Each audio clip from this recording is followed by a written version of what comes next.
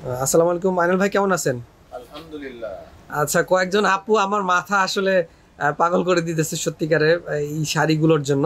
কেন কেন ভাই? আচ্ছা, এই শাড়িগুলোর কালার এত সুন্দর, ডিজাইন এত সুন্দর। আমি যদি ক্লোজ যাই, আপু প্রাইসও জানতে চেয়েছিল, আমি প্রাইস ইনবক্সে কিন্তু প্রাইসগুলো দিয়ে দেবো আপনাদেরকে।